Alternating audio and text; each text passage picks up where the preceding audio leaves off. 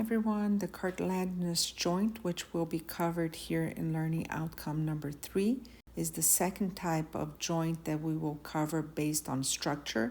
The first one was covered in the previous learning outcome, which was the fibrous joint. This cartilaginous joint is going to be made up of the solid connective tissue, and because it is solid, it allows little or no movement, as you can imagine.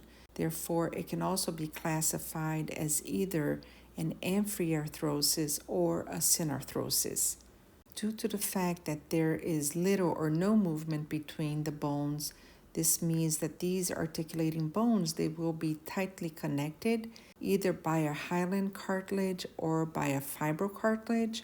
And there are 3 types of cartilaginous joints, as we can see over here.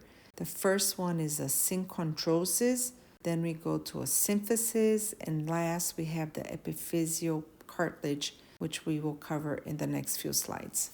First, let's talk about synchondrosis, not to be confused with syndesmosis, which was a type of fibrous joint that we discussed in the previous learning outcome. Also, remember, chondro means cartilage, and this joint, it will be made up of hyaline cartilage. It will also be slightly movable to immovable. Therefore, it will go from being an amphiarthrosis to sometimes being a synarthrosis.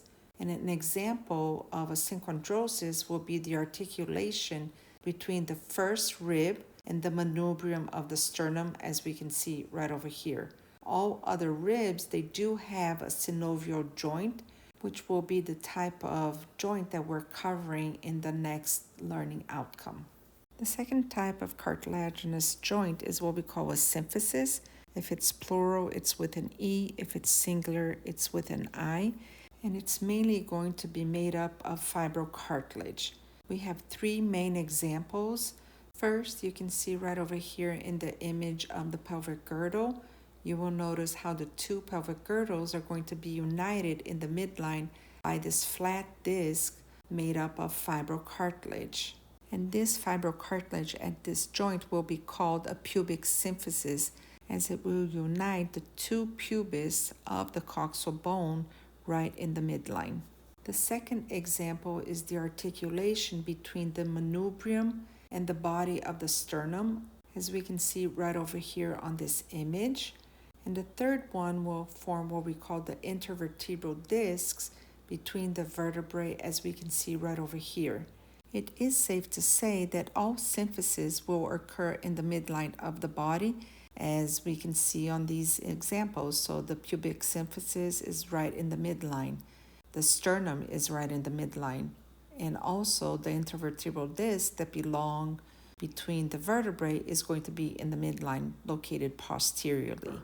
Also, most of these joints, they will be able to perform little movement, providing limited range of motion, and are therefore, for most part, considered amphiarthrosis based on this limited movement. We can also add that the intervertebral disc is going to be important because it will function as this very important shock absorbing pad between the vertebral bodies. Lastly, we have what we call the epiphyseal cartilage, which is made up of hyaline cartilage, and it's going to be located in the epiphysis of the bone, more specifically between the epiphysis and the diaphysis, in this structure that's called the epiphyseal plate. And we did cover this when we talk about endochondral ossification. Now, since this joint is only present during bone growth, they're not really a joint associated with movement. Also, this joint is an immovable joint, which means that it's a synarthrosis type of joint. The other thing that we can add is that this epiphyseal plate, once the bone is fully formed, it will become what we call the epiphyseal line, and this line is usually not very well seen. Therefore, we can say that the epiphyseal cartilage will become a synostosis, which we covered on the previous learning outcome when we were talking about the sutures that are formed in the fontanelles of the frontal bone.